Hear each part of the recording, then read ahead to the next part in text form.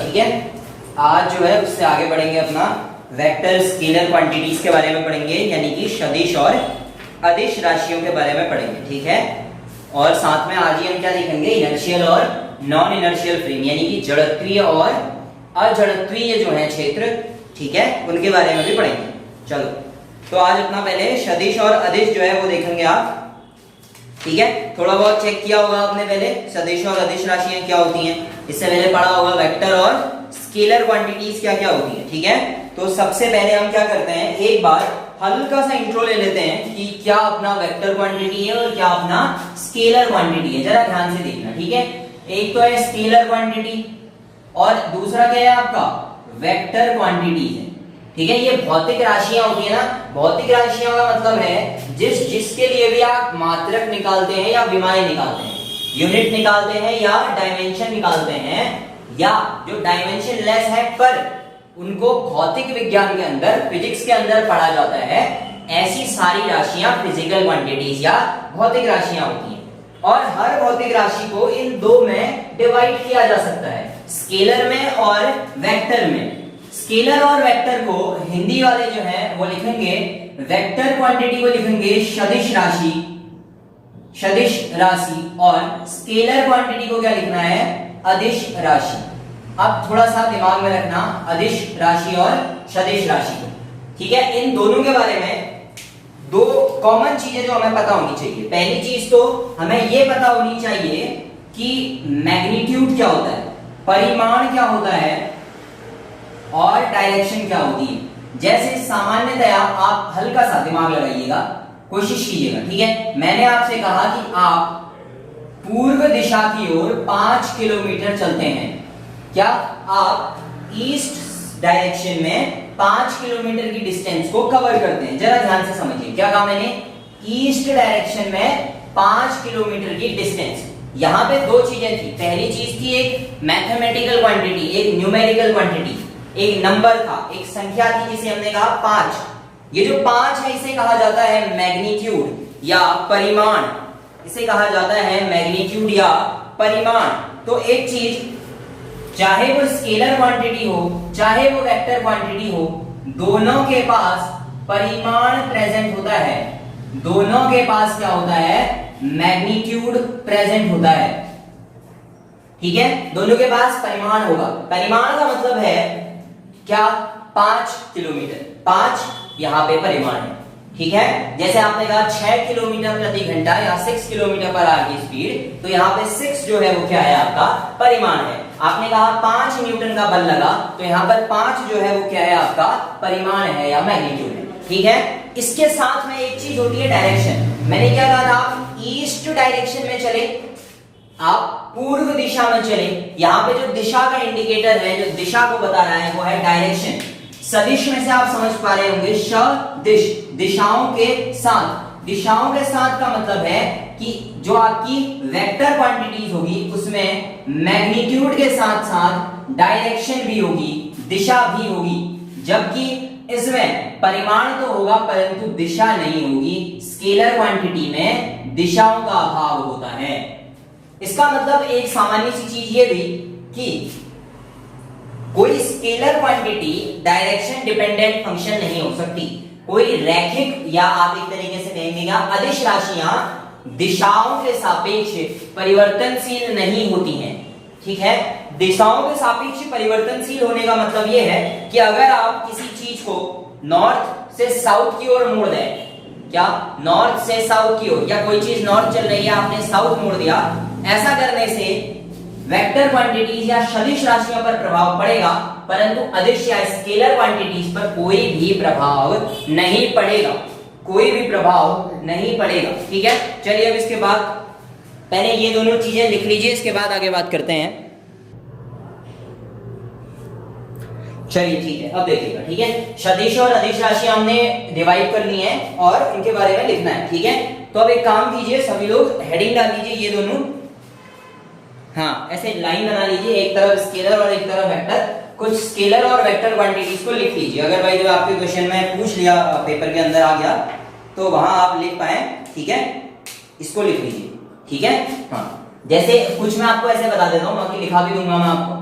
देखिए जिसमें केवल परिमाण होता है, ऐसी जो फिजिकल क्वांटिटीज है, लाइक आपने जैसे कहा दूरी, डिस्टेंस, ठीक है, डिस्टेंस या दूरी।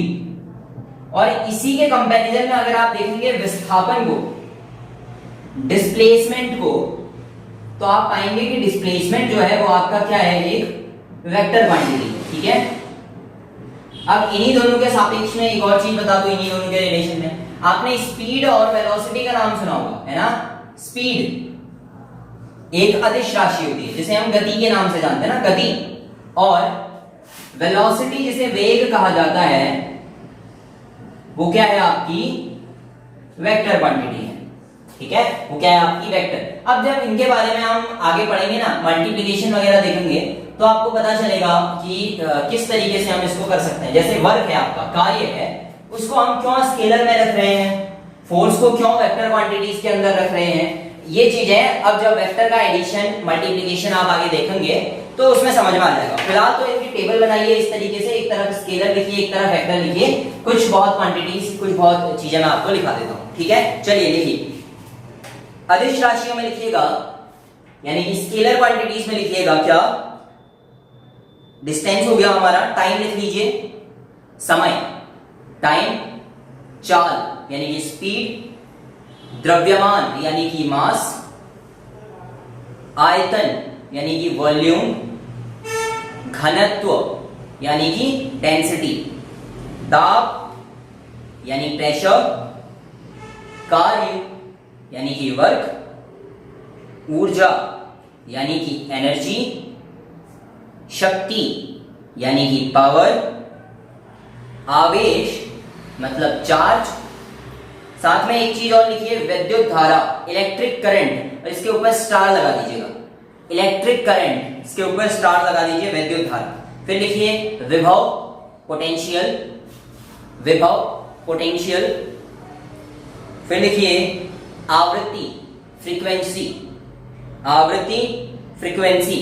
तो ये सब क्या है आपके, ये सारी की सारी अदिश राशियां हैं, स्केलर क्वांटिटीज, ठीक है। वेक्टर क्वांटिटीज में लिखिए, वेक्टर क्वांटिटीज में लिखिएगा इलेक्ट्रिक फील्ड यानी कि विद्युत क्षेत्र, इलेक्ट्रिक फील्ड यानी विद्युत क्षेत्र, डिस्प्लेसमेंट हो गया विस्थापन, वेलोसिटी हो गया आपका वेग। फिर लिखिए एक्सेलरेशन यानी कि त्वरण, एक्सेलरेशन यानी कि त्वरण, फोर्स यानी बल, फोर्स बल, भार, भार यानी कि वेट, मास और भार अलग अलग चीजें, ठीक है। मास आपका होगा स्केलर और जो आपका वेट है वो क्या होगा, वेक्टर क्वांटिटी, ठीक है। फिर लिखिए संवेग यानी कि मोमेंटम, संवेग यानी कि मोमेंटम। फिर लिखिए चुंबकीय बल क्षेत्र यानी कि मैग्नेटिक फील्ड, मैग्नेटिक फोर्स या magnetic field, magnetic field lines इसको हम कह देते हैं, ठीक है। चलिए ये दो चीजें हमने देखी, ठीक है। इसके बाद स्थिति, विस्थापन, इन सारी चीजों के बारे में हमें देखना है। थोड़ा सा कुछ वेक्टर क्वांटिटीज को समझने की कोशिश करते हैं। उससे पहले मैं एक चीज और बता दूं, मैंने इलेक्ट्रिसिटी को आपका स्टार करवाया था ना, इलेक्ट्रिसिटी को स्टार करने का एक रीजन था। जरा ध्यान से विद्युत धारा को दिमाग में लाने की कोशिश कीजिएगा। विद्युत धारा का जब भी हम कहते हैं तो विद्युत धारा पढ़ते समय मैंने आपको एक चीज बताई थी कि electric current always flows in the direction opposite to the electrons, यानी कि विद्युत धारा का जो प्रवाह की दिशा है वो इलेक्ट्रॉनों के प्रवाह की दिशा के विपरीत होती है। यानी कि जिस डायरेक्शन में इलेक्ट्रॉन जाएंगे उसके ऑपोजिट डायरेक्शन में कौन फ्लो करेगा, इलेक्ट्रिक करंट फ्लो करेगा। लेकिन इलेक्ट्रिक करंट अगर इलेक्ट्रॉन्स के डायरेक्शन के ऑपोजिट करेगा तो ये कैसी क्वांटिटी हो गई, ये तो वेक्टर क्वांटिटी हो गई, पर हमने इसको स्केलर में लिखा। इसके बहुत सारे रीजंस हैं, जिसमें सबसे बड़ा रीजन ये है डायरेक्शन होने के बाद भी इलेक्ट्रिक करंट यानी कि दिशा होने के बाद भी विद्युत धारा वेक्टर नियम का पालन नहीं करती है। वेक्टर लॉज या सदिश नियम जो होता है जोड़ने का, उसका पालन नहीं करती है। कैसे, जरा समझना, थोड़ा सा समझना। ये मान लीजिए 5 एम्पियर का करंट गया और ये दो भागों में डिवाइड हो गया ऐसे, इधर 3 एम्पियर और इधर 2 एम्पियर, ठीक है। तो अगर आगे जाकर के ये मिलेंगे तो किरचॉफ जो आपका यहाँ पे इस जगह पे अगर आप कहें कि इन दोनों को जोड़ दें तो 5 एम्पियर की इलेक्ट्रिसिटी जाएगी बाहर, है ना। लेकिन अकॉर्डिंग टू वेक्टर लॉ अगर ये डायरेक्शनल क्वांटिटी होती ऐसी तो इनका जो एडिशन होता वो कुछ ऐसे होता, ठीक है, फिर ऐसे निकालना पड़ता। ये इस लॉ का पालन नहीं करती है, इसीलिए ये क्या है, या स्केलर क्वांटिटी कह लीजिए। लेकिन बहुत बार ऐसी क्वांटिटीज कंफ्यूजन क्रिएट करती हैं, इसीलिए इनको एक अलग वर्ग में, एक अलग समूह में डाला गया जिसे टेंसर क्वांटिटी कहा जाता है, ठीक है। इसको थोड़ा सा दिमाग में रखिएगा, अगर पूछ ले आपसे टेंसर क्वांटिटीज क्या हैं, तो जिसके अंदर वेक्टर और स्केलर क्वांटिटीज के गुण अलग अलग मिले और कुछ के इसके मिलेंगे कुछ इसके मिलेंगे तो उसे हम टेंसर क्वांटिटी में रखेंगे। Electricity is a good example of tensor quantity, ठीक है ना। चलिए अब थोड़ा सा पहले हम देख लें कि सदिश राशियों को दिखाया कैसे जाता है, ठीक है ना। सदिश राशियों की बात कर रहा हूं तो इसका मतलब है कि हमें अदिश की बात नहीं करनी है, सदिश राशियों की ही बात करनी है। तो जरा ध्यान से देखिएगा, सदिश राशियों को दिखाने का एक सामान्य सा तरीका होता है। एक चीज होती है दिशा, दूसरा होता है परिमाण। परिमाण और दिशा के सापेक्ष मान लीजिए कोई चीज इस डायरेक्शन में है तो उसे ऐसे दिखाया जाएगा, ठीक है। इसी के साथ ये देखिए, ये एक वेक्टर क्वांटिटी को रिप्रेजेंट कर रहा है। अब इसमें अगर ये कोई फोर्स है तो ऐसे F लिख दीजिए, डिस्प्लेसमेंट है तो ऐसे D लिख दीजिए, ये वेक्टर क्वांटिटीज, इन्हीं को ऐसे दिखाया जाता है, फोर्स के ऊपर ऐसे, डिस्प्लेसमेंट के ऊपर। तो ये आपका वेक्टर यानी कि सदिश राशियों का निरूपण है। इनके ऊपर क्या लगा देते हैं, एरो लगा देते हैं। इस तरीके से आपको किसी भी क्वांटिटी को दिखाना होगा, चलेगा इतना, ठीक है ना। एक और चीज जो आपके उसमें दी गई है विस्थापन से संबंधित है, थोड़ा सा देख लेते हैं इसको। मान लीजिए ये आपका विस्थापन का जो कर्व है वो है डिस्प्लेसमेंट और टाइम का, मान लीजिए डिस्प्लेसमेंट और टाइम का। ये मान लीजिए डिस्प्लेसमेंट तो वेक्टर क्वांटिटी है ना, ये मान लीजिए आपकी r1 है, ये आपका r2 डिस्टेंस कवर किया। अब वेक्टर क्वांटिटी है तो दिशा भी होगी, इसकी दिशा ये है, इसकी दिशा ये है, इनका रिजल्टेंट क्या होगा, ये ऐसे। और ये जो रिजल्टेंट बना कैपिटल R, ध्यान से देखिएगा, ये भी एक सदिश राशि है। देखिए इसकी भी दिशा फिक्स है ना, इसकी भी क्या है, दिशा फिक्स है। फिर आप चाहें तो PQ को निकाल सकते हैं, ठीक है। आप इस कैपिटल R को आराम से निकाल सकते हैं। कैसे निकालेंगे, हाँ, ऐसे वाले केस में आपको अगर वैल्यू निकालनी है तो आप क्या करेंगे, R2 माइनस R1 कर लेंगे, ठीक है। R2 माइनस R1 क्यों करेंगे, ज्यादा जाना नहीं है। इस वाले जो ये वेक्टर क्वांटिटी है इसको उल्टा कर लेते हैं या रिवर्स में बना देते हैं, तो ये वाला जो इसका रिजल्टेंट है ये बन जाता है, इसीलिए इसको R2 माइनस R1 कहते हैं, ठीक है। चलिए इस तरीके से हम किसी भी फिजिकल क्वांटिटी को रिप्रेजेंट करते हैं अगर वो वेक्टर होती है, ठीक है। सदिशों का निरूपण इस तरह से किया जाता है। चलिए अब हेडिंग डालिए ये सदिश, और सदिश के अंदर हेडिंग डालिए टाइप ऑफ वेक्टर क्वांटिटीज या type of vectors, types of vectors, types of vectors, ठीक है। वेक्टरों के प्रकार, ठीक है। पहला देखिए फ्री वेक्टर,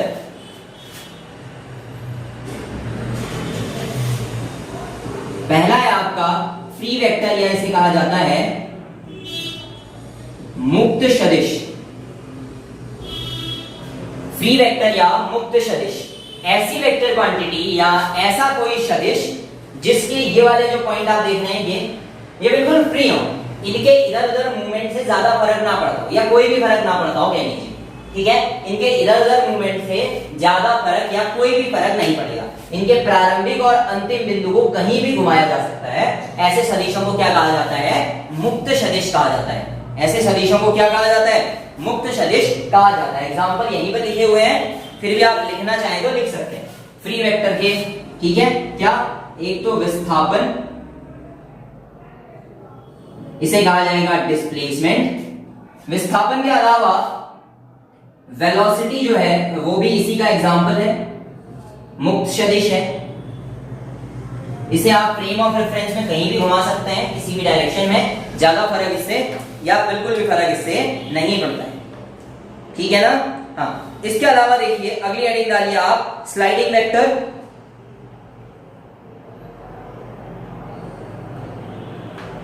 स्लाइडिंग वेक्टर या शर्पी सदिश, स्लाइडिंग वेक्टर या शर्पी सदिश,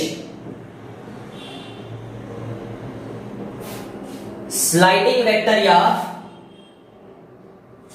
स्लाइडिंग वेक्टर या शर्पी सदिश, जैसे आपने बल वगैरह का नाम सुना होगा ना, वह इसी के अंदर आएंगे। ठीक है, क्या होंगी? फोर्स वगैरह जो आपने सुनी है वो सब इसी के अंदर आएंगे। एग्जांपल में फोर्स लिख लेंगे इसको। ठीक है, बल क्या मतलब?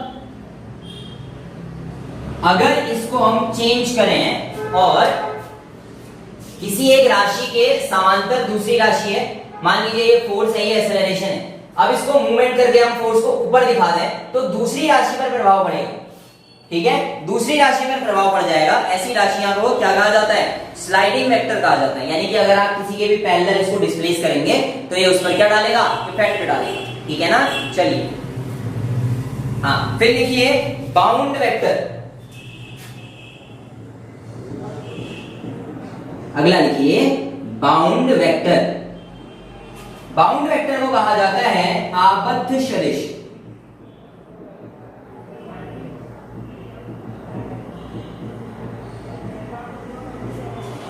बाउंड वेक्टर यानी कि आबद्ध सदिश ऐसे सदिश हैं जिनका प्रारंभिक बिंदु फिक्स होता है, यानी कि इनका इनिशियल जो पॉइंट होगा वो क्या होगा? फिक्स हो जाएगा। कहने का मतलब मान लीजिए ये एक आबद्ध सदिश है तो आपका ये पॉइंट बिल्कुल भी मूव नहीं करेगा, ये जिस जगह से शुरू हुआ है उसी जगह पर हमेशा बरकरार रहेगा। बहुत ही अच्छा इसका एक एग्जांपल है मैग्नेटिक फील्ड, चुंबकीय क्षेत्र। मैग्नेटिक फील्ड लाइंस में आप नॉर्थ टू साउथ जैसे ही मूवमेंट करें आपका इनिशियल पॉइंट हमेशा फिक्स होगा, उसे आप चेंज नहीं कर सकते। हालांकि रेखा को ऊपर नीचे शिफ्ट करते हैं परंतु इसमें आप सदिश को चेंज नहीं कर सकते। चलिए इसके बाद अब टाइप तो नहीं एक तरीके से, बट ठीक है लिख लेते हैं इसे। ठीक है, अगला लिखिए इक्वल वेक्टर। अब ये नॉर्मल हो जाएंगे आपके लिए समझना। इक्वल वेक्टर, इक्वल वेक्टर को कहा जाता है समान सदिश। समान सदिश, ठीक है। इक्वल वेक्टर क्या है आपके? समान सदिश। समान सदिश कुछ नहीं है, जब भी ये दो वेक्टर समान कब कहलाएंगे? जब एक तो इनकी डायरेक्शन दिशा सेम हो, दूसरा इनका मैग्नीट्यूड यानी कि परिमाण सेम हो। ठीक है, मैग्नीट्यूड सेम हो और एक दूसरे के बराबर हो। एक कहने का मतलब ये होता है कि ये और ये वेक्टर समान तब होंगे जब इस वेक्टर को इस वेक्टर के ऊपर ऐसे ओवरलैप किया जा सके। ठीक है ना, इसको ऐसे ओवरलैप किया जा सके तो इसको क्या कहेंगे? हम कहेंगे इक्वल सदिश है, इक्वल वेक्टर है। ठीक है, ऐसे ही विपरीत सदिश या ऑपोजिट वेक्टर लिख लीजिए। ठीक है, इसको लिख लीजिए ऑपोजिट वेक्टर। ऑपोजिट वेक्टर का मतलब विपरीत सदिश। विपरीत सदिश। अब अगर आप विपरीत सदिश को ध्यान से देखेंगे, ऑपोजिट वेक्टर को देखेंगे तो आप पाएंगे कि ये भी कहीं ना कहीं इक्वल वेक्टर की तरह है, बस इसकी डायरेक्शन थोड़ा अलग है। ये देखिए, ये इधर, ये इधर, ऐसा क्या बना? Opposite direction. विपरीत सदिश का सामान्य सा मतलब क्या होगा? एक वेक्टर दूसरे के ऑपोजिट है तो उनको माइनस के साइन से डिनोट किया जाएगा। ठीक है, उसको ऋण लगा करके जो है क्या किया जाएगा? डिनोट किया जा सकता है। ठीक है, फिर है एकांक सदिश। ये थोड़ा अच्छा है आपका। ठीक है, मैं यहां से टेंशन हटा देता हूं, इसको वैसे नोट कर लीजिएगा। एकांक सदिश, या ये काफी अच्छा पॉइंट है, ये आपके सिलेबस में अलग से मेंशन भी है। एकांक सदिश। एकांक सदिश का मतलब है यूनिट वेक्टर। ठीक है, यूनिट वेक्टर। यूनिट वेक्टर देखिए, यूनिट वेक्टर कोई भी एक वेक्टर मान लीजिए, ए वेक्टर है, मान लीजिए ये ए वेक्टर। ए वेक्टर का एकांक सदिश होता है ए कैप।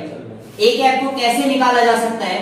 ए वेक्टर जो है, दिशा होगी ना ए की कुछ, उसको अगर आप इसके परिमाण से भाग दे दें, जितना ये वैल्यू में है, तो आपका ए कैप निकलेगा। इसे एकांक सदिश या यूनिट वेक्टर कहा जाता है। इसे एकांक सदिश या यूनिट वेक्टर कहा जाता है। ठीक है, ये क्या है? मैग्नीट्यूड है, परिमाण है। ये ओरिजिनल वेक्टर है और ये उसका कैप है, यानी कि यूनिट वेक्टर है। ये निकाल लीजिएगा। यहां से आप बाकी इससे आगे इस फॉर्मूले को ऐसे भी ले जा सकते हैं, क्या? ए वेक्टर इज इक्वल टू, इन दोनों को मल्टीप्लाई कर दीजिए, ए कैप इनटू ए। कहने का मतलब ये जो ए कैप है आपका, ये क्या है? एक तरीके से डायरेक्शनल वेक्टर है, केवल दिशा को बताता है। ये दिशा, ये परिमाण, ये वेक्टर बन गया आपका। ठीक है ना, ये आपका क्या बन गया? वेक्टर बन गया। ये एकांक सदिश याद रखिएगा।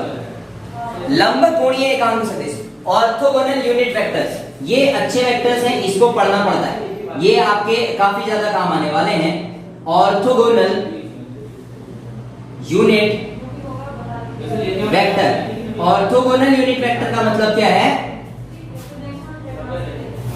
लंबवत एकांक सदिश, लंब कोणीय भी कहा जाता है इसको, ठीक है, लंबवत अक्षांश एकांक सदिश, लंबवत एकांक सदिश, यूनिट वेक्टर है ना, तो लंबवत एकांक सदिश, इसको दिमाग में रखिएगा। ये मैं आपको थोड़ा सा समझा दूं होता क्या। देखिए, लंबवत एकांक सदिश या ऑर्थोगोनली यूनिट वेक्टर जो होंगे, ये आपके जो आपने फ्रेम ऑफ रेफरेंस के साथ एक 3D फ्रेम पढ़ा इस तरीके से, इसमें आपने 3 चीजें पढ़ी थी, एक्स एक्सिस, वाई एक्सिस और जेड एक्सिस। इन्हीं के सापेक्ष दिशाएं भी तो हो सकती हैं ना, तो इन्हीं के सापेक्ष जो वेक्टर होते हैं यूनिट वेक्टर्स एकांक सदिश, उनको आई कैप, जे कैप और के कैप से दिखाया जाता है। ये आई, जे और के, आई एक्स के सापेक्ष होता है, जे वाई के कंपैरिजन में और के को जेड के रिस्पेक्ट में लिखा जाता है। तो आई एक्स का एकांक सदिश है, जे वाई एक्सिस का एकांक सदिश है और के जेड वेक्टर का यूनिट वेक्टर है। इसको दिमाग में रखेंगे सब, ठीक है, ये डायरेक्शनल भी है और इनको याद रखना है। तो अगर कोई एक फिजिकल क्वांटिटी है, कोई एक वेक्टर है, मैं उसको आपको ऐसे दिखाऊं, एक वेक्टर मान के चलिए, आपका एक वेक्टर है ए वेक्टर, और ये ए वेक्टर यहां कहीं किसी पॉइंट पे रखा हुआ है, यहां पे रखा हुआ है, तो इसमें एक्स अक्ष, वाई अक्ष और जेड एक्सिस तीनों का मिला जुला सम्मिश्रण होगा ना। जैसे मान लीजिए हीलियम गैस एक बीकर में जा रही है, आपसे मैंने पूछा बताओ हीलियम गैस कहां है, आपने कहा सर एक्स एक्सिस में ये पॉइंट, वाई एक्सिस में ये पॉइंट, जेड एक्सिस में ये पॉइंट। साथ में आप मुझे इन तीनों के रिस्पेक्ट में डायरेक्शन भी बताएंगे, दिशा भी बताएंगे। तो इसको लिखा कैसे जाता है जरा देखिए, पहले इसके मैग्नीट्यूड एक्स अक्ष के सापेक्ष, वाई अक्ष के सापेक्ष और जेड अक्ष के सापेक्ष आपने मुझे इसके मैग्नीट्यूड बता दिए, यानी कि इनकी परिमाण वैल्यू, गणित वाली वैल्यू बता दी। फिर आपने कहा सर एक्स अक्ष के सापेक्ष इसकी डायरेक्शन, वाई के सापेक्ष और जेड के सापेक्ष इसकी डायरेक्शन ये है। तो एक वेक्टर क्वांटिटी को axi plus ayz, ayj plus az z, ठीक है, i j और k कैप, सॉरी इसको k लिखेंगे, i j और k कैप के सापेक्ष ऐसे दिखाया जा सकता है, ठीक है ना, इसे ऐसे दिखाया जा सकता है। ये कैप का मतलब ये होता है, ये दिमाग में रखिएगा, वेक्टर अपॉन उसकी न्यूमेरिकल वैल्यू, ठीक है ना। हाँ, इसके अलावा एक और है, ये मैंने छोड़ दिया था, एक और लिख लीजिए, ज्यादा इंपॉर्टेंट नहीं है बट मैं कुछ वैल्यूज आपसे पूछूंगा इससे रिलेटेड। इसे कहा जाता है जीरो वेक्टर या शून्य सदिश, जीरो वेक्टर या शून्य सदिश। शून्य सदिश या जीरो वेक्टर को कॉमनली ऐसे ही लिखा दिया जाता है, जीरो के ऊपर वेक्टर लगा हुआ, ठीक है, परंतु ये जीरो वेक्टर या शून्य सदिश, इसका मतलब क्या, डायरेक्शन जीरो, परिमाण जीरो, जब जीरो था तो मानने की जरूरत क्या है, ठीक है। तो ये पूरा बनाइए, उसके बाद जीरो वेक्टर एक हेडिंग डालिए। जीरो वेक्टर के अंदर मैं आपको लिखा देता हूं कुछ पॉइंट, क्योंकि जीरो वेक्टर से कभी कभार प्रश्न पूछे जा सकते हैं। इसको उतारिए और फिर जीरो वेक्टर की तरफ चलते हैं।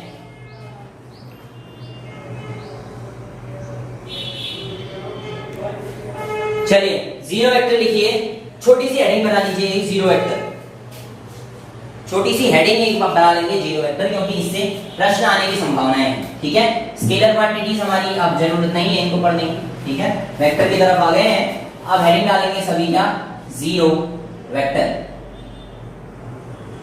शून्य सदिश। देखिए ज्यादा इसका कोई वैल्यू है नहीं, क्योंकि जिसमें ना परिमाण है ना दिशा है, उसकी आवश्यकता भी नहीं लगती है ना, शून्य सदिश की आवश्यकता भी प्रतीत नहीं होती है, आखिर इसकी क्या जरूरत है। अच्छा, मुझे एक प्रश्न का आंसर दीजिए, क्या होगा यदि ए वेक्टर बराबर बी वेक्टर हो, यानी कि ये समान सदिश है, कहा गया, ये देखिए इक्वल वेक्टर, समान सदिश, परिमाण में और दिशा भी। If a vector is equal to b vector, then A vector minus B vector is equal to कितना होगा, ए वेक्टर माइनस बी वेक्टर बराबर कितना होगा। एक और चीज, अगर ए वेक्टर, बी वेक्टर और सी वेक्टर एक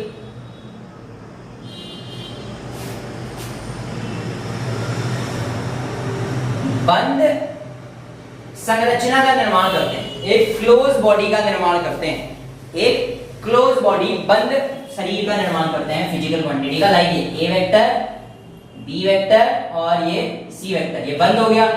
अगर ऐसा हो देन ए vector plus B vector plus C vector बराबर कितना होगा? ए vector plus B vector plus C vector कितना होगा? चलिए एक और,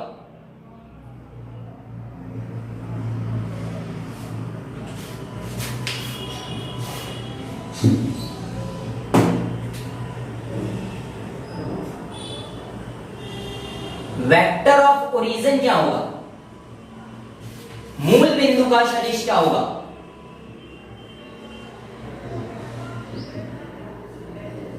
ये आपका मूल बिंदु ओ लिख लीजिए, इसका सदिश क्या होगा? मूल बिंदु का सदिश क्या होगा? चलिए एक और,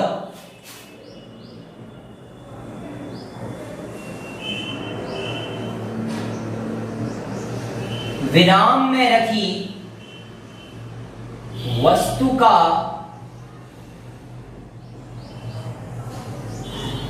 विस्थापन क्या होगा? विराम में रखी वस्तु का, a body which is placed at rest having a displacement of, अब ये वस्तु मैंने रख दी, बताइए इसका डिस्प्लेसमेंट कितना? जीरो?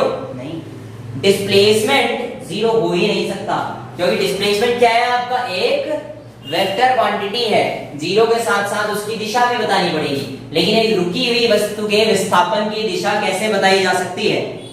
ठीक है, इसी प्रकार से आप एक समान वेग से चलने वाले त्वरण की दिशा या त्वरण में परिवर्तन की दिशा भी नहीं बता पाएंगे।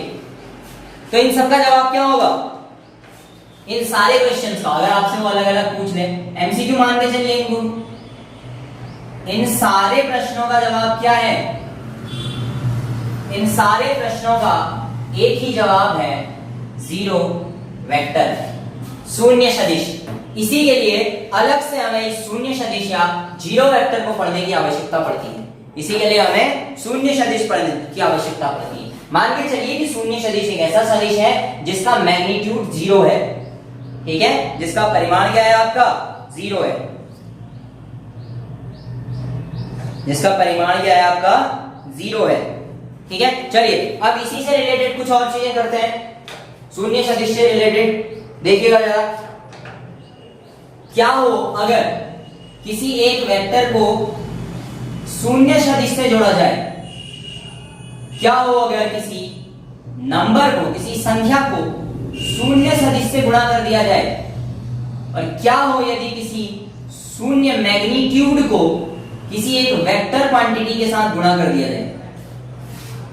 बताइए। ये तीन प्रश्न हैं और इनका आंसर आपको लिखना है, ये एमसीक्यू है आपके लिए, ठीक है। आंसर करने की कोशिश कीजिए। क्या होगा यदि किसी वेक्टर क्वांटिटी में शून्य सदिश को जोड़ दिया जाए? क्या होगा यदि शून्य वेक्टर, शून्य सदिश को किसी संख्या से गुणा कर दिया जाए? और क्या होगा यदि शून्य को, जीरो, नंबर वाला जीरो, उसको किसी वेक्टर से गुणा कर दिया जाए तो क्या होगा? बताइए। ठीक है, देखिए, अगर किसी वेक्टर में जीरो वेक्टर जोड़ दिया जाए तो वो वेक्टर वापस आ जाएगा। अगर किसी नंबर को शून्य सदिश से गुणा किया जाए तो शून्य सदिश आता है। अगर जीरो को किसी वेक्टर से गुणा किया जाए तो भी शून्य सदिश या जीरो वेक्टर आपको देखने के लिए मिलता है। इतना ठीक है ना? चलिए ये पूरा उतारिए और इसके बाद हम जो है जो वेक्टर है आपके उनको जोड़ने के लिए दो नियम आते हैं, एक ट्राइंगल और एक पैरेलल, इन दोनों को पढ़ेंगे, ठीक है।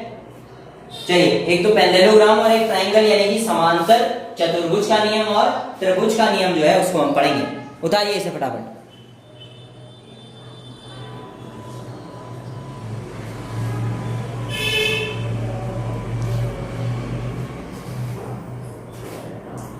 चलिए अब आगे बढ़ते हैं और अब जोड़ने का काम जो है वो शुरू करते हैं। जीरो वेक्टर के प्रश्नों के आंसर याद करके चलने हैं, क्योंकि ये प्रश्न आपसे पूछे जाने की संभावना ज्यादा है। ठीक है, ये प्रश्नों को आपसे ज्यादा पूछा जा सकता है।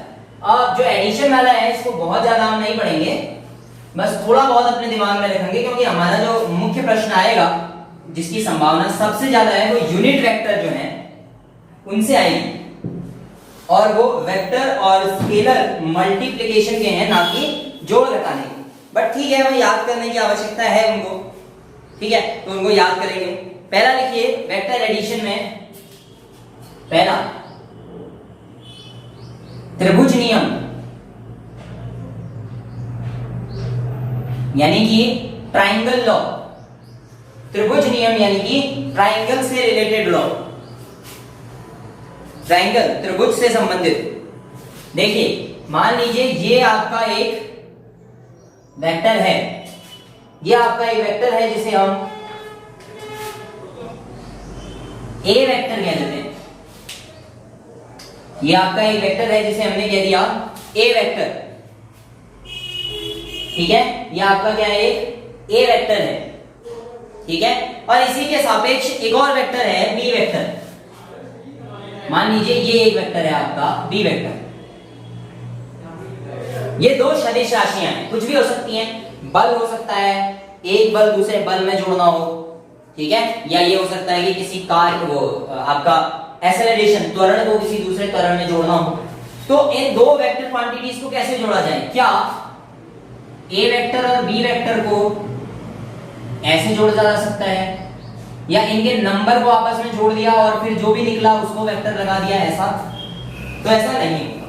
वेक्टर सामान्य गणितीय जो जोड़ है उसके नियमों का पालन नहीं करते। तो ये दोनों वेक्टर आपको उठाने होंगे। तो पहले आपने लिया ए वेक्टर, और इसी ए वेक्टर के सापेक्ष फिर आपने दूसरा बी वेक्टर लिया, बिल्कुल दिशाओं के अनुसार लेंगे। इसके बाद आप इन दोनों को जोड़ने का काम करेंगे। ये जो वेक्टर बनेगा आपका, ये तीसरा वाला, ये है आपका रिजल्टेंट आर वेक्टर। ये आर वेक्टर ये आपका क्या है, ए वेक्टर प्लस बी वेक्टर है। अब ये त्रिभुज जैसा तो दिख रहा है, तो क्या यही है त्रिभुज नियम, या कैसे हम इसे जोड़ सकते हैं? देखिए ए वेक्टर और बी वेक्टर को आपने ऐसे जोड़ लिया, लेकिन सर ये तो अभी भी कंफ्यूजिंग है, इसे जोड़ा कैसे जाए? कुछ नहीं है, आपको मैथमेटिकली इसे सॉल्व करना होता है। ये कोई एक एंगल मान लीजिए, अल्फा मान लेते हैं। यहां से देखिए आपने त्रिभुज का क्षेत्रफल निकालते समय भी ये काम किया होगा। इस तरीके से कोई एक पॉइंट आप मान लीजिए, इसको P बोल दीजिए, इसको Q बोल दीजिए, ये वाला आपका एंगल थीटा बोल दीजिए। दिमाग में रखिएगा हमने किसको क्या बोला हुआ है। ये आपका वेक्टर एडिशन का क्या है, त्रिभुज नियम है। आपने त्रिभुज को पूरा एक त्रिभुज बना दिया। ये वाला कोण आपका 90 डिग्री पे होना चाहिए, ठीक है ना? तो पहले ये डायग्राम बनाइए, r vector is equal to a vector plus B vector का डायग्राम ऐसा बनेगा। ये बनाइए, ठीक है। अब बताइए, अब अगर मैं आपसे पूछूं कि सर बताओ, इनको मैंने जोड़ दिया, आर वेक्टर को जोड़ दिया, तो जो आर होगा, वेक्टर दिशा नहीं पूछ रहा, दिशा तो हमने दिखा दी है, देखिए आर वेक्टर ये है।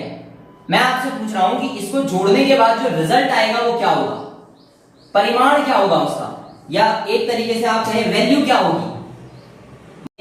तो जो रिजल्ट निकलेगा वो कितना होगा, तो उसको आपको ध्यान रखना है, वो होगा अंडर रूट के अंदर वेक्टर ए वाला जो है इसका परिमाण a का स्क्वायर प्लस b का square plus 2ab cos theta.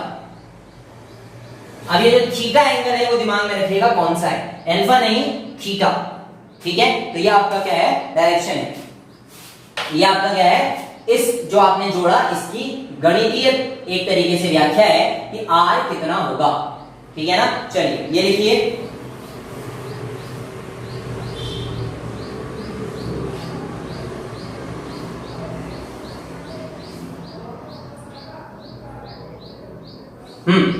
अब अगर मैं आपसे पूछूं, ये तो आपने इसका ये बता दिया मुझे, वैल्यू बता दी, दिशा कैसे बताएंगे, ये एंगल अल्फा कैसे बताएंगे, ये ऐसे, ये दिशा है ना इसकी, ये कैसे बताएंगे? तो ये बताने का भी सिंपल सा तरीका है। टेन अल्फा कैलकुलेट कर लीजिए। टेन अल्फा की वैल्यू कितनी होगी, वो होगी B sine theta upon A plus B cos theta. B sine theta upon A plus B cos theta, ये दोनों फॉर्मूले उतारिए। ये है आपका परिमाण, ये है आपकी दिशा, इस आर वेक्टर से निकालने के लिए।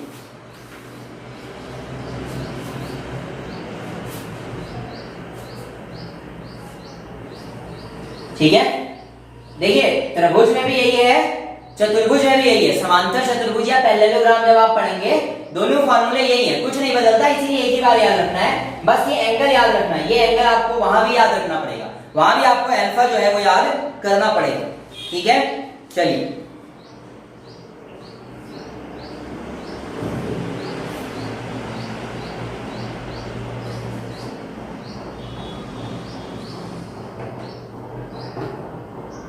हो गया। चलिए अब देखिए,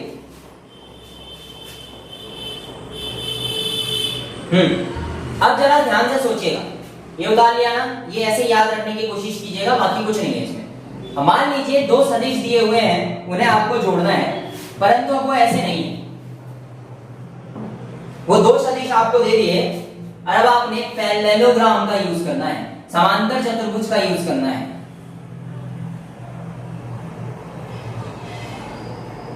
समांतर चतुर्भुज के नियम का पैरेललोग्राम का इस्तेमाल करना है और पैरेललोग्राम के नियम से जोड़ना है। तो देखिए पैरेललोग्राम का लॉग कब लगेगा, जब आपके पास दो वेक्टर क्वांटिटीज दी गई हो, ऐसे वेक्टर ए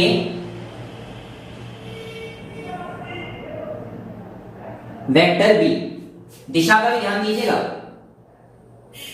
तो अब तो यह संभव नहीं है कि इसका रिजल्ट निकाला जा सके ऐसे। इसका रिजल्ट निकालने के लिए हम इसके सापेक्ष एक समांतर रेखा यहां से खींचते हैं, देखिएगा, और ऐसे ही इसके समांतर भी एक रेखा खींच देते हैं। ये आभासी रेखा है, हम मानते हैं कि ये जो है ये आपकी यही दोनों वेक्टर हैं। कुछ इस तरीके से हम इसे मिला देते हैं, ये एक दूसरे के पैरेलल होंगे ऐसे। ठीक है, इसको और थोड़ा सा पैरेलल बनाने की कोशिश कर देते हैं, ये देखिए, तभी ये पैरेललोग्राम बनेगा। ठीक है, समांतर चतुर्भुज बनेगा, ये देखिए। अब जब ये दोनों पैरेलल हुए, हाँ एक चीज और, ये जिस कोण पर झुके होंगे वो कोण होगा थीटा। ठीक है, ए और बी दोनों जिस कोण पर झुके हुए हैं वो कोण है थीटा, इसको दिमाग में रखिएगा, अभी ये काम आएगा आपके।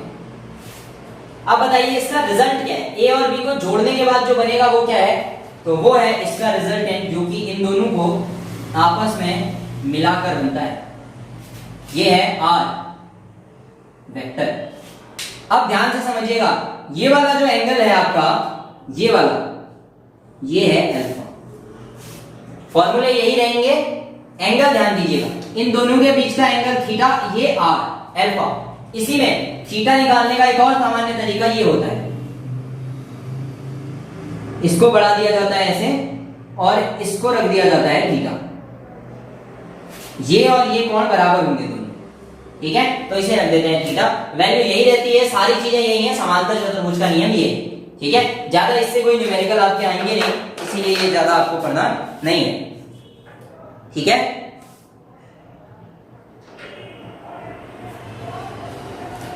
ठीक है ना। चलिए अब इसमें से थोड़ा सा जो एक चीज और आपको याद रखनी होगी वो ये हो सकती है, ये वाला कोण आपका बीटा होता है। ठीक है, यानी कि रिजल्टेंट जो है वो आभासी लाइन के साथ जो कोण बना रहा है वो आपका क्या होता है, बीटा होता है। ठीक है, तो इसको आप ऐसे भी याद रख सकते हैं, ये देखिए ए बी और आर,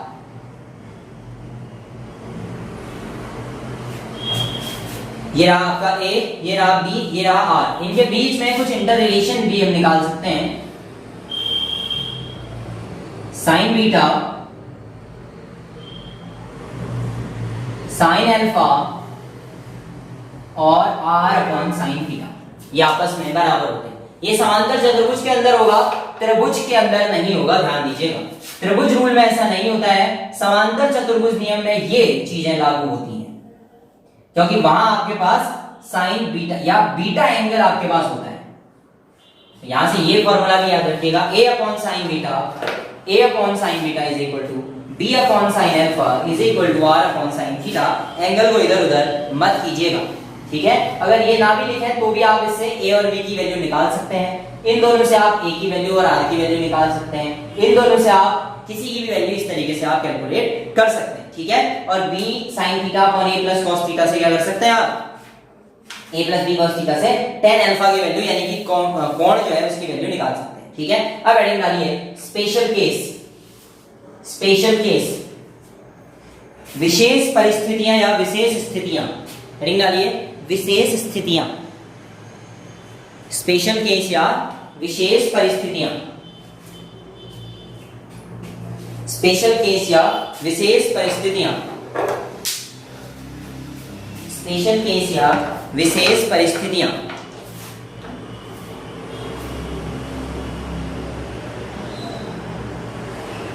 विशेष परिस्थितियां, पहली हेडिंग डालिए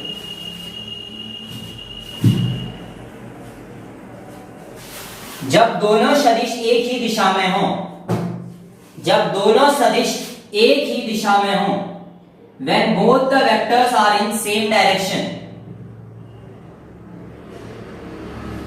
when both the vectors are in same direction,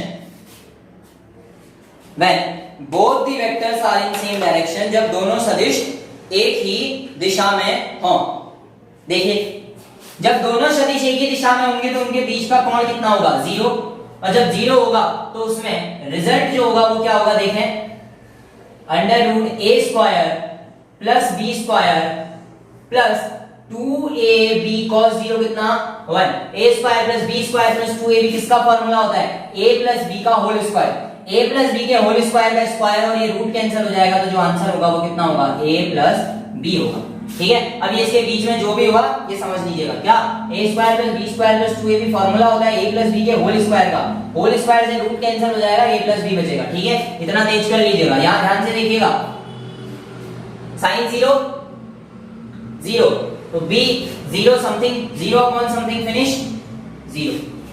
सो इनके बीच का कोण, अभी हमने जब रिजल्टेंट निकाला था ना, जो रिजल्टेंट बनेगा वो कितने एंगल पे बनेगा, 0 डिग्री पे बनेगा, यही होगा रिजल्टेंट बस। यानी कि ये ऐसा होगा केस, ये रिजल्टेंट भी यही, a भी यही, b भी यही, सब एक साथ। ये आपका पहला केस है। पहले केस के अंदर लिखिएगा resultant r a plus b tan alpha 0 degree, ठीक है, tan अल्फा 0 डिग्री, ये दोनों कर लीजिए पहला केस। दूसरा लिखिए when both the vectors are perpendicular, when both the vectors are perpendicular, जब दोनों वेक्टर एक दूसरे के लंबवत हों,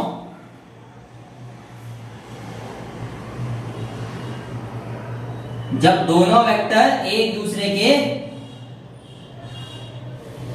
लंबवत हों, जब दोनों वेक्टर एक दूसरे के लंबवत हों, ठीक है। लंबवत होंगे तो क्या होगा, इनके बीच का कोण 90 डिग्री होगा। 90 डिग्री में इसको सॉल्व करेंगे तो क्या हो जाएगा, under root a square plus b square cos 90 0 होता है, ये वाला finish a square plus b square root के अंदर, रूट नहीं हटेगा, ये रिजल्टेंट हो गया, आंसर आ गया। इधर sin 90 होता है 1 तो b, cos 90 0 तो a, एंगल आएगा b अपॉन a, ठीक है, एंगल आएगा b upon a, b upon a। Third case लिखना, third case when both the vectors are in opposite direction, when both the vectors are in opposite direction, जब दोनों सदिश विपरीत दिशाओं में हों, जब दोनों सदिश विपरीत दिशाओं में हों, when both the vectors are in opposite direction,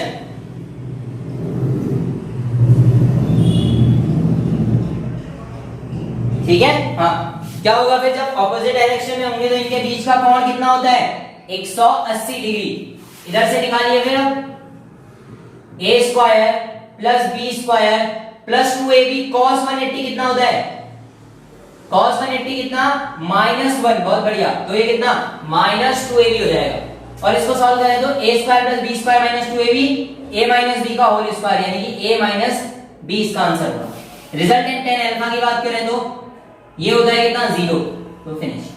sin 180 कितना होता है 0 होता है, तो ये आपका खत्म हो जाएगा।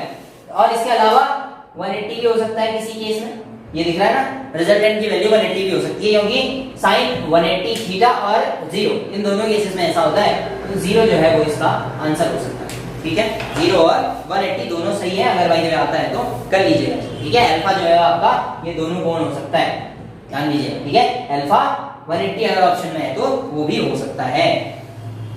ठीक है, तो कॉमनली इनको जोड़ने घटाने के बारे में समझ में आ गया ना। ठीक है,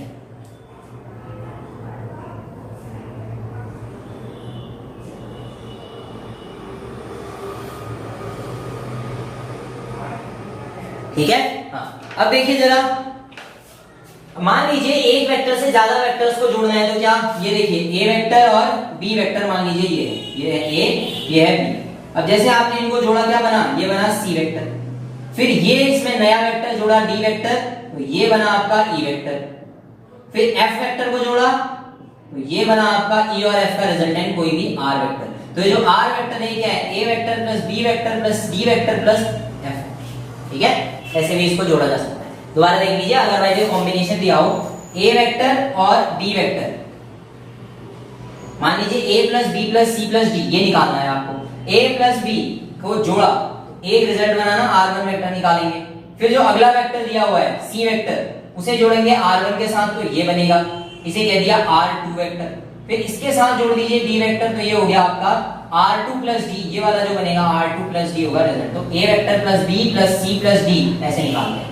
जब ज्यादा वेक्टर्स को जोड़ना हो तो ऐसे उसको जोड़ा जा सकता है। ठीक है, दो से ज्यादा सदिशों को ऐसे जोड़ा जा सकता है। ठीक है ना, ठीक है। आगे पीछे कर सकते हैं वेक्टर्स को, कोई फर्क नहीं पड़ता उससे। ठीक है, एसोसिएट लॉ का पालन होगा, यानी कि एसोसिएट लॉ का मतलब हो गया आपका क्या, साहचर्य नियम का पालन किया जाता है। ठीक है, साहचर्य नियम का पालन किया जाता है। और घटाना हो तो क्या करेंगे, वेक्टर्स की डायरेक्शन को बदल देंगे।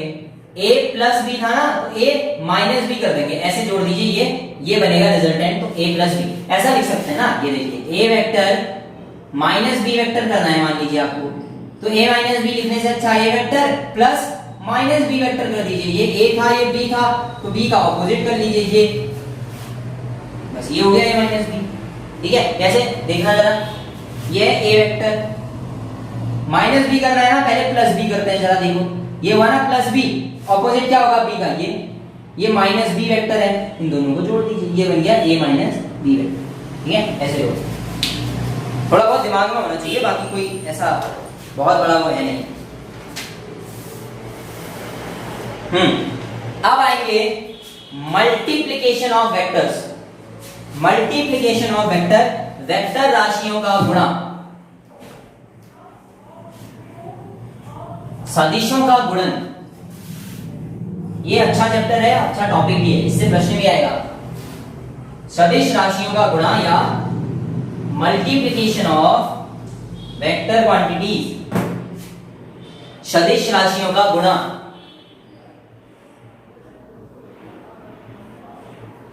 गुणा प्रोडक्ट, ठीक है, गुणा या प्रोडक्ट यहां पर आपको निकालना है। अब ये तो आपको पता चल गया, ये दो तरीके का होगा। ठीक है, सदिश राशियों के गुणा दो प्रकार के होते हैं।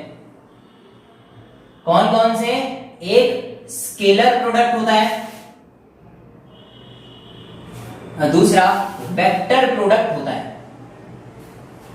स्केलर प्रोडक्ट को कहा जाता है दो सदिशों का अदिश गुणन, दो सदिशों का अदिश गुणन। वेक्टर को कहा जाता है दो सदिश राशियों का सदिश गुणन, दो सदिश राशियों का सदिश गुणन। एक और नाम इसके लिए बड़ा कॉमन है, अदिश गुणन को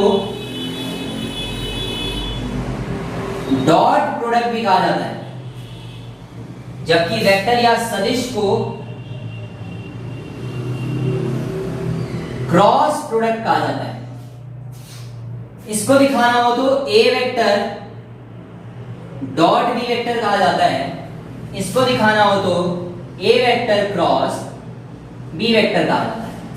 ठीक है, दूसरी चीज, ए वेक्टर डॉट बी वेक्टर हमेशा ए बी कॉस थीटा होता है। ठीक है, ए बी कॉस थीटा होता है और ए क्रॉस बी में साइन थीटा का यूज होता है। साथ में एन कैप लगाते हैं। एन कैप आपका दिमाग में रखना कि ये दिशा दिखाने के लिए हमने एन कैप लगा दिया। ये यूनिट वेक्टर है, एन वेक्टर अपॉन एन होता होगा इसकी वैल्यू। ठीक है, ये बाद में देखेंगे फिर। इतना ठीक है। वेक्टर जो होता है ये लंबवत होता है। ठीक है, परपेंडिकुलर बनता है इसका। मान लीजिए ये एक और ये दो क्वांटिटीज है, इन दोनों का वेक्टर प्रोडक्ट अगर आप निकाल रहे हैं तो ये डायरेक्शन बनेगी। ठीक है, लंबवत डायरेक्शन होता है, ये दिमाग में रखना। ठीक है, चलिए, जैसे कार्य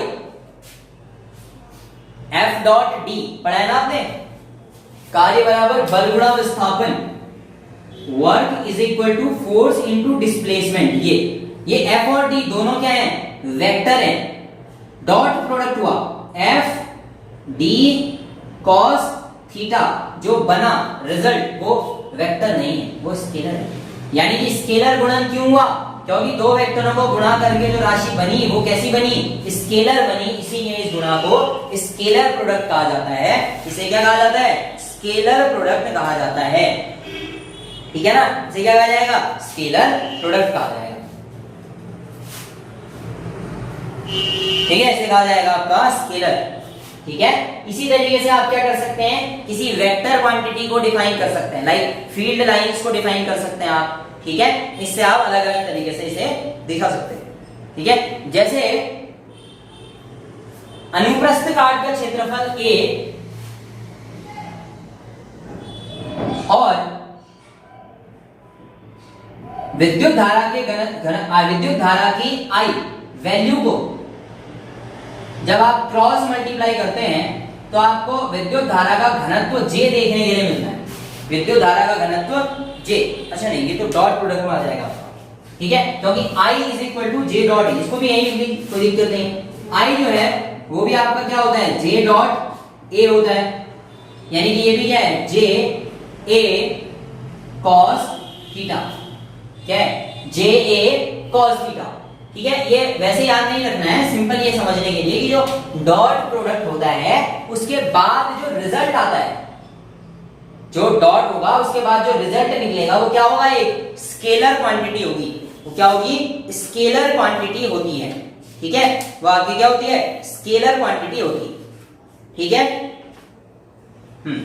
ऐसे ही सदिश राशियां जो होती हैं, जब आप गुणा करेंगे दो सदिश को क्रॉस प्रोडक्ट से तो वो क्या बनाएगी? आपकी वेक्टर क्वांटिटी बनाएगी। ठीक है, इसके एग्जांपल में आप लिख सकते हैं टॉर्क को, आप इसके एग्जांपल में लिख सकते हैं टाउ, जिसे हम कहते हैं वेक्टर क्वांटिटी होती है टॉर्क। कितना बल लगाया और डिस्टेंस कितनी थी आपके बल से उसके घूर्णन अक्ष की, उसे कहा जाता है टाउ F क्रॉस R या FR sin थीटा, इसको लिख सकते हैं FR sin थीटा। साथ में n कैप भी आएगा, इसमें सभी में आता है n कैप। ठीक है, तो ये अपने आप में बड़ी चीज नहीं। ठीक है, ये डॉट प्रोडक्ट होता है, इसको ध्यान रखिएगा। पहले ये उतारिए, फिर सिंगल सिंगल स्केलर और वेक्टर दोनों के बारे में आपको कुछ चीजें लिखनी पड़ेंगी। ठीक है, स्पेशली I J और K के जो कंसेप्ट में है उनमें आपको कुछ चीजें थोड़ा सा ध्यान देनी पड़ती है। ठीक है, इसको लिखिए, ये दोनों उतारिए और उसके बाद हेडिंग डालिए क्या? स्केलर प्रोडक्ट, अदिश गुणन। ये दोनों उतार के अदिश गुणन हेडिंग डालिए।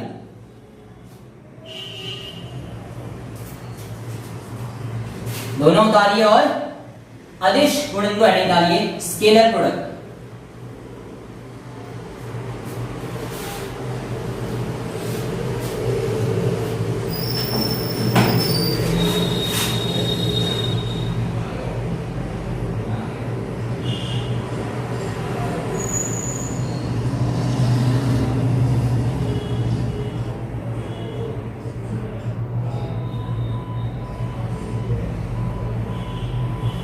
स्केलर प्रोडक्ट या अदिश गुणन।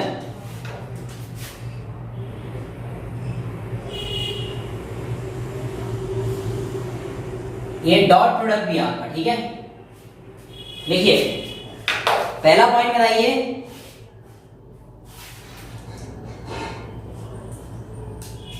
पहला पॉइंट इसके अंदर लिखिए आप,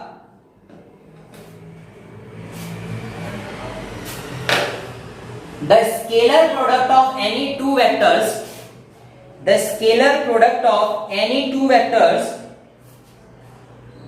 the scalar product of any two vectors can be positive, negative और zero, can be positive, negative और जीरो।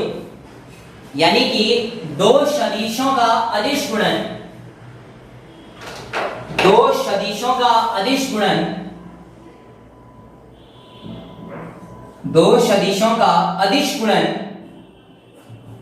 शून्य, धनात्मक व ऋणात्मक हो सकता है। शून्य, धनात्मक व ऋणात्मक हो सकता है, ठीक है। देखिए शून्य, धनात्मक या ऋणात्मक किस पे डिपेंड करेगा, यहां पर बनने वाले एंगल पे, cos थीटा पे, है ना।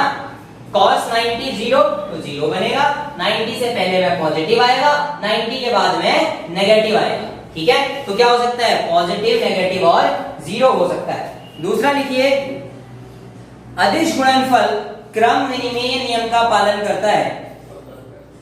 अदिश गुणनफल क्रम विनिमेय नियम का पालन करता है। अदिश गुणनफल क्रम विनिमेय नियम का पालन करता है। इंग्लिश वाले इसको चेक कर लेंगे ये क्या होता है, ठीक है। वैसे मैं दिखा देता हूं, a dot B is equal to B dot A होता है, यह है क्रम विनिमेय नियम, ठीक है। a dot B is equal to B dot A, check कर लेना इसको थोड़ा सा इंग्लिश वाले, ठीक है। क्रम विनिमय नियम का पालन करता है, a dot B is equal to B dot A होता है, ठीक है। अगला पॉइंट बनाइए, अदिश गुणनफल वितरण नियम का पालन करता है। स्केलर प्रोडक्ट, अदिश गुणनफल स्केलर प्रोडक्ट वितरण नियम का पालन करता है। Follows distributive law, follows distributive law, वितरण नियम का पालन करता है। वितरण नियम कैसे होगा फिर, a डॉट b प्लस सी, ऐसा हो तो क्या लिख सकते हैं, a dot b plus a dot c, ठीक है।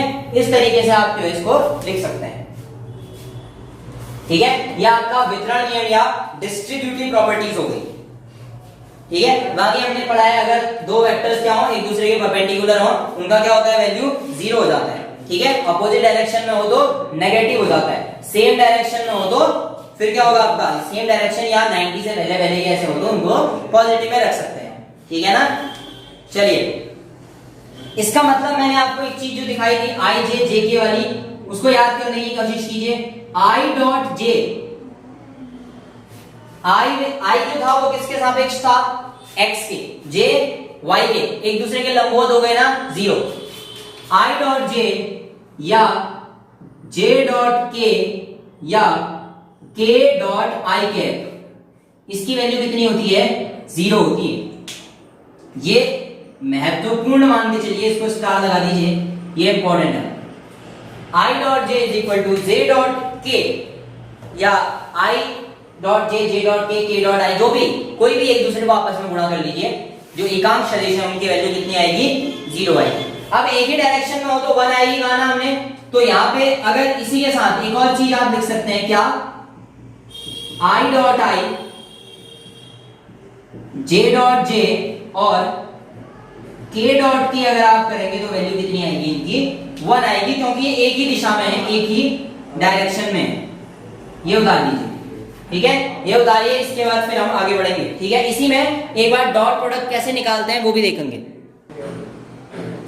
चलिए फिर देखिएगा, ठीक है। ये दोनों तो दिमाग में बैठा लीजिए, इनसे क्वेश्चन आते हैं आपके, ठीक है। I dot I, J dot J, के डॉट के, इनकी वैल्यू वन होती है। I dot J, J dot K dot आई, इसकी वैल्यू कितनी होती है आपकी, जीरो, क्योंकि एक दूसरे के लंबवत है ना, और लंबवत वालों की वैल्यू क्या होती है, जीरो होती है, ठीक है। अब मान लीजिए आपके पास दो वेक्टर है, दो वेक्टर आपको दे दिए, ये तो हमने सिंपल सी एक चीज देख ली। इसको अप्लाई कैसे करेंगे?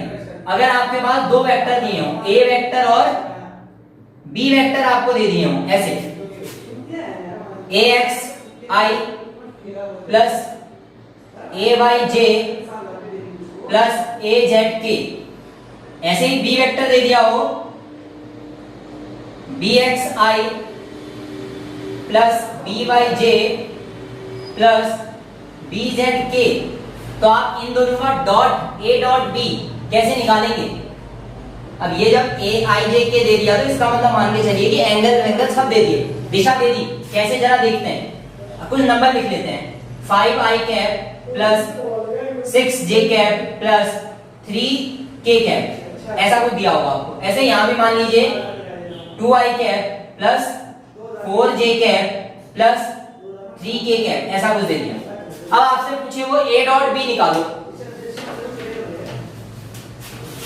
a डॉट b निकालो, तो आपने कुछ नहीं करना होता, आपने सरल से इन दोनों को गुणा करना होता है। कैसे? ax bx plus ay by plus az bz करना होता है, बस ये सीधे। और मान लीजिए i j k कैप मत लगा दीजिएगा, क्योंकि वो क्या है, वेक्टर क्वांटिटीज है, हमने स्केलर गुणा करना है ना, हमें अदिश गुणन करना है। अदिश गुणा में दिशाएं नहीं होती, सीधे गुणा करते जाइए। फिर 5 2 10, 5 दूनी 10 प्लस यहाँ पे 6 चक्को 24 और 3 3 9, सिंपल मल्टीप्लिकेशन और एडिशन, सिंपल मल्टीप्लिकेशन और एडिशन। तो ये कितना हो गया आपका 34 और 43, ये हमारा आंसर होगा। ए डॉट बी वेक्टर का जो भी मल्टीप्लिकेशन आएगा वो ऐसे आएगा, इसको दिमाग में रखिएगा, ठीक है। इस तरीके से जो है आप इसको क्या कर सकते हैं, सॉल्व कर सकते हैं किसी एक क्वेश्चन को। न्यूमेरिकली ये क्वेश्चन मैंने आपको दिखा दिया, अब बाकी वैल्यू जो है वो ऐसे निकलेगी। सामान्य सा इनको साधारण से गुणा कर देते हैं, ax bx ay by और az bz। इसी तरीके से इसको लिख लीजिए और फिर हेडिंग बनाइए, फिर हेडिंग बनाइए सदिश गुणन या वेक्टर प्रोडक्ट। अगली हेडिंग बनाइए वेक्टर प्रोडक्ट या सदिश गुणन, वेक्टर प्रोडक्ट या सदिश गुणन, वेक्टर प्रोडक्ट या सदिश गुणन, ठीक है।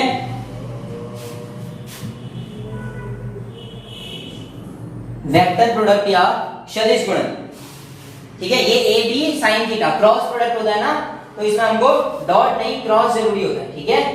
इसमें हमारा क्या लगता है, क्रॉस लगता है, ठीक है। चलिए इसको फिर लिखेंगे, हटा देते हैं। क्या लगता है, क्रॉस लगता है, ठीक है। क्रॉस प्रोडक्ट होता है और साइन थीटा के सापेक्ष इसको लिखा जाता है, ठीक है। और ध्यान दीजिएगा क्रॉस प्रोडक्ट क्या होता है, परपेंडिकुलर होता है फिजिकल क्वांटिटीज के।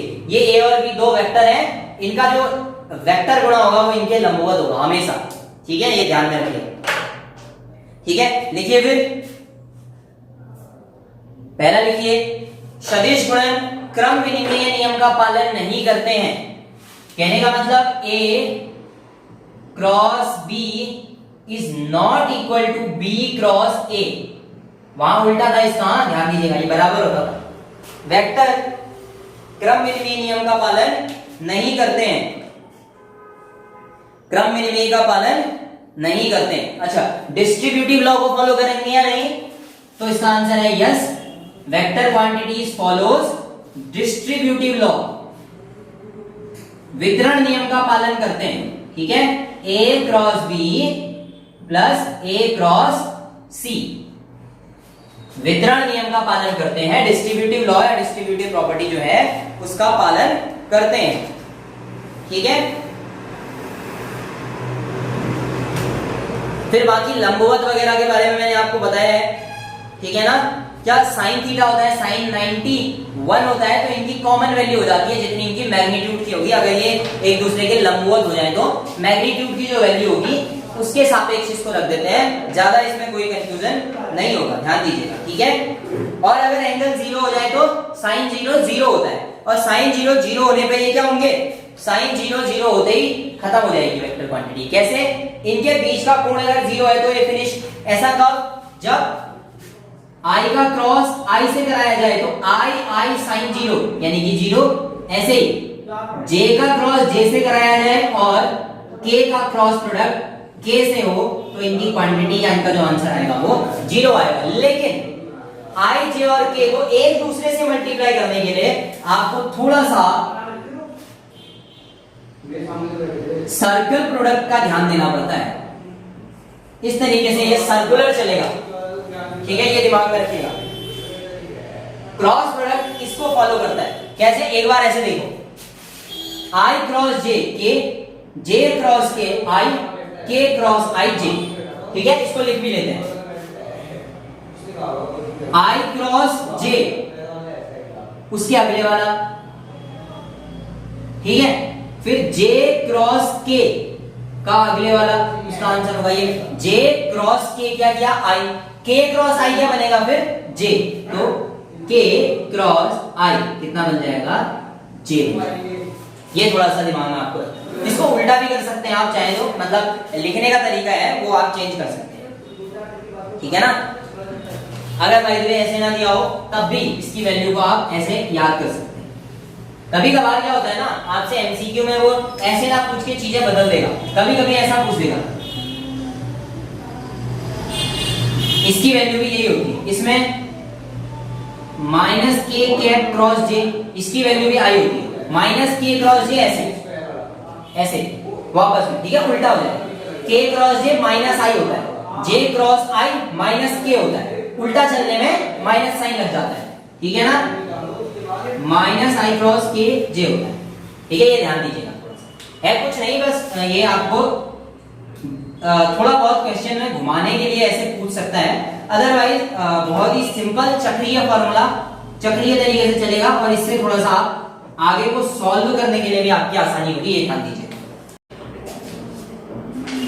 चलिए अब इस पे अप्लाई करते हैं, फिर A क्रॉस B निकालने की कोशिश करते हैं जरा। आइए, A और B दिया है ना, A क्रॉस B निकालना है, तो A क्रॉस B निकालने के लिए आपको डिटरमिनेंट जो है वो सारणिक आपने बनाए होंगे गणित में, मैथ्स के अंदर डिटरमिनेंट आते हैं सारणिक, उसको याद रखना है। I J K AX AY AZ BX BY BZ, समझ में आया? ये डिटरमिनेंट की जो फॉर्म है वो ये आपको आनी चाहिए, ठीक है। इसको सॉल्व करने का तरीका, बनाने का तरीका ये आपको आना चाहिए, ये जरूरी हो जाता है, ठीक है। कैसे सॉल्व करते हैं? जिस रो को आई को सॉल्व करेंगे तो ये वाली लाइन और ये वाली लाइन का इसको ऐसे ऐसे मल्टीप्लाई करके माइनस करना होता है। कैसे? आई के साथ A Y B Z minus B Y A Z करेंगे, समझ में आ रहा है ना?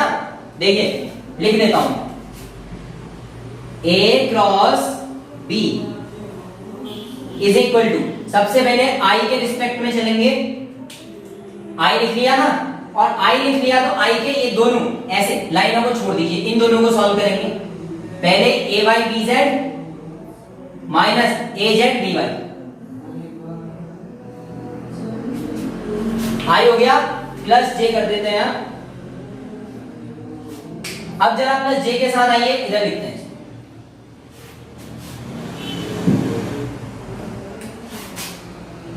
प्लस, अब जे पे आइए, इस लाइन को और इस लाइन को गायब, बीच वाली को भूल जाते हैं, और जैसे बीच वाली को भूले क्या, इधर से ए जेड, अगला क्या होगा, ये B X, A Z B X minus, अब B Z A X, B Z A X या ए एक्स बी जेड, कुछ भी ऐसे। अब के वाली लाइन को लेंगे, के लेते ये वाली लाइन और ये वाली लाइन भूल जाइए, और यहां से ए एक्स बी वाई माइनस ए वाई बी एक्स, ये जो है इसका एक सामान्य फार्मूला या साधारण फार्मूला बनेगा ए क्रॉस बी का, ठीक है। इससे आप ए क्रॉस बी निकाल सकते हैं, ये उतार लीजिए, आराम से आप इससे ए क्रॉस बी जो है वो निकाल पाएंगे। ठीक है, इस वाले फॉर्मूले से A क्रॉस B आपका जो है निकल जाएगा। ठीक है, चलिए फिर हम अप्लाई करके देखते हैं, क्वेश्चन को सॉल्व करते हैं। ये रखिए, आइए इस तरफ सॉल्व करते हैं। वेक्टर है ना, तो ये आई कैप, जे कैप और के कैप आने चाहिए इसमें, ठीक है, ये दिमाग में रखिएगा। आइए अब शुरू करते हैं। पहले ए क्रॉस बी बनाते हैं, ए क्रॉस बी, तो इसका एक डिटरमिनेंट बनाना पड़ेगा। आई कैप, जे कैप और के कैप वैल्यूज रखते हैं 5 6 3 5 6 और 3। ये ए वेक्टर हो गया ना, ax ay az 5 6 3, अगला 2 4 3 2 4 3। अब आते हैं सॉल्व करने पे। i के साथ क्या आएगा, ये लाइन भूलिए, ये माइनस ये, पहले इनको मल्टीप्लाई ऐसे, फिर इसको मल्टीप्लाई ऐसे, बीच को माइनस, तो 18 माइनस 12 प्लस जे कैप, बीच वाली लाइन को भूल जाइए, इन दोनों को 3 2 जा 6 माइनस 15 प्लस के कैप, इस वाली लाइन को भूलिए, 5 4 जा 20 हो गया आपका, और 6 2 जा 12, ये हो गया के कैप। सॉल्व करेंगे तो क्या बनेगा, 18 माइनस 12 6 आई कैप। अब यहां पे देखिए 6 माइनस 15, ये तो होगा नहीं, तो क्या माइनस 9 जे कैप। फिर यहां देखिए 20 माइनस 12 8 प्लस 8 के कैप, ये होगा आपका रिजल्टेंट ए क्रॉस बी का, जो बनेगा 6 आई कैप माइनस 9 जे कैप प्लस 8 के कैप। यानी ये आपकी वेक्टर है। अभी भी देखिए, vector product gives a vector quantity, scalar product gives a scalar quantity.